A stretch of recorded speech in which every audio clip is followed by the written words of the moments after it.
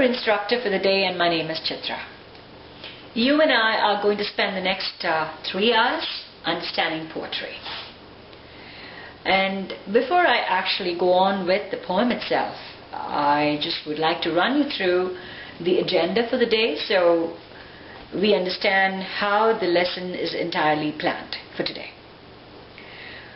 The poem that I've chosen to share with you, it's called Twist the Night Before Christmas. I'm going to tell you something about the poet, the person who wrote the poem, the background of the poem itself, because it's very interesting. It's more than 150 years old poem. And then you and I will actually read the poem together and understand difficult words from the poem. And in terms of understanding, what I'm trying to say here is poetic meaning always has a different interpretation. So we are going to learn that as well. Once we go through the poem, then we'll have a first break, and then we'll have some activities, fun activities, question and answers, through which, of course, you are going to answer questions based on the poem itself. And, as an activity, who knows, maybe you can even write a few lines of poetry yourself. So it's a test time.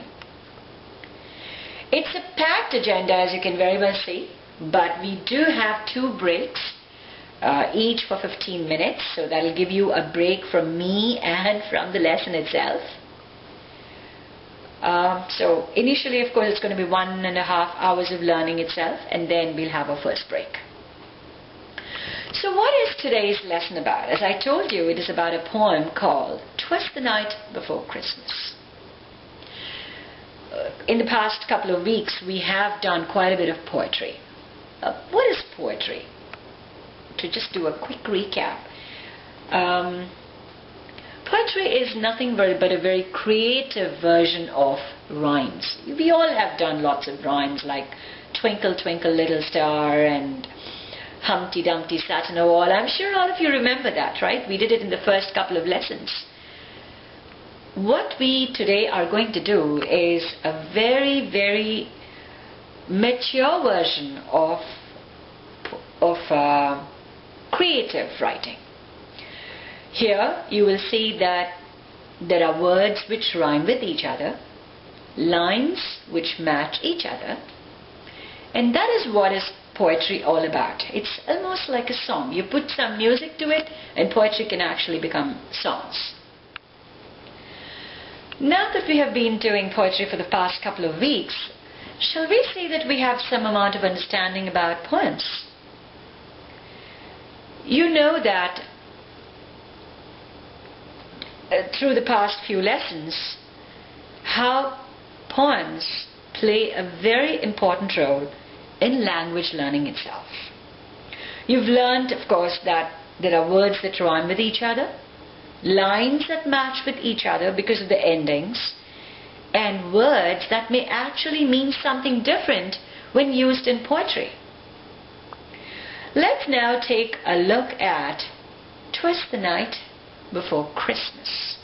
The word twist, you can just take a look at the paper on hand. It's an apostrophe, T-W-A-S, which is actually 2 words put together. It's twas. It is actually it was. So, twas the night before Christmas. It's one of the most traditional Christmas readings, especially in English-speaking countries. It tells the story of Santa's arrival on the eve of Christmas at a typical American household. Santa Claus is also known as Saint Nicholas or Saint Nick. Now, I'm just going to ask you this. Picture this. Imagine it is Christmas Eve. You are with your family, sitting around the fireplace, quiet, drinking eggnog. What is eggnog? It's a new word for you today. Eggnog is a traditional Christmas drink made with eggs, cinnamon. Cinnamon is actually a flat piece of spice stick, some milk. I think it has a few more ingredients. I don't know the names of everything. And also rum. Clement Clarke Moore. He belongs to the 18th century. He was born in 1793 in New York. And I think sometime in the early part of the 19th century, around 1800 and something, that's when he actually wrote this poem. So it's more than 150 years old, this poem. It's been handed over in a traditional manner from generations, passed down through generations, till an existing tradition in several English-speaking households. So that's Clement Clarke Moore for you.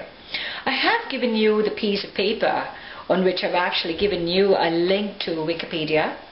And if you click on the link, just type in the same letters which is printed out for you. Click on the link, you can read more about the poet, you can read more about the poem itself, the tradition. Maybe you will even find out more such poems that are part of the traditional Christmas Eve family get-togethers. That'll be very interesting.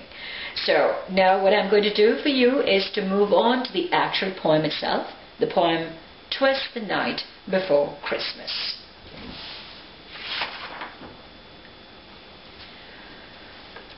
What I'm going to do is read each couple of lines of the poem. Please try to listen carefully to the way I pronounce the words. I give emphasis to certain words because when you listen, you can actually make out the meaning, and through the meaning, you can actually make out the story itself. It's not a very complex poem, it's a very simple poem. And as I read it, you'll be able to picturize sitting in front of the fireplace and actually picturize the happenings or something that happens on the eve of Christmas that is depicted through the poem.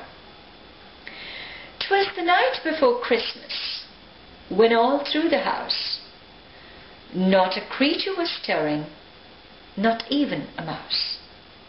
'Twas the night before Christmas, when all through the house not a creature was stirring, not even a mouse." I explained to you what is "'twas." It was. Stirring actually means to move. Not a creature was stirring, not even a mouse.